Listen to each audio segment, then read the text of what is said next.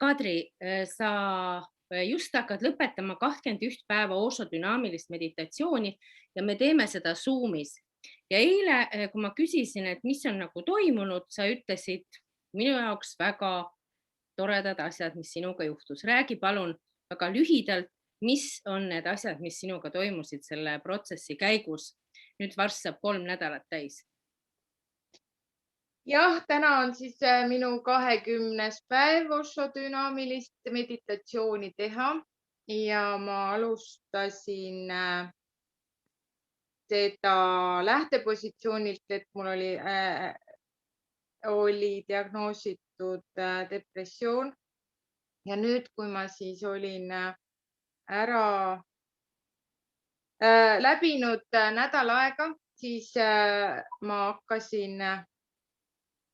hakkasin tajuma endas mingisuguseid muutusi. Ma püüdsin neid enda jaoks mitte lahti seletada, vaid lihtsalt neid tunnetada ja mis on nagu konkreetsed asjad, mis on juhtunud, on see, et kui ma ennem suitsetasin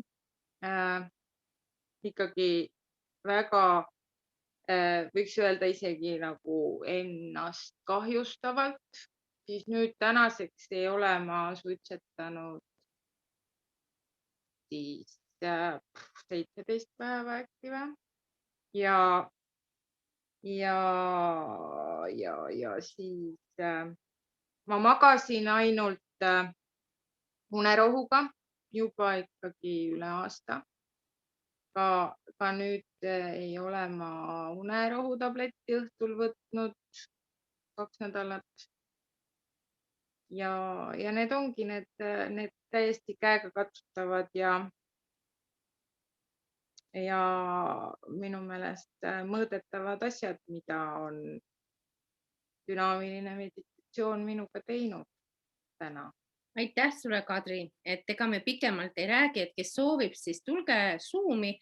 Jälle hakkab aprillikuus, 1. aprillist oosodünaamiline meditatsioon. Igaühega juhtuvad omad asjad, aga aitäh, Kadri, et sa olid nõus jagama seda.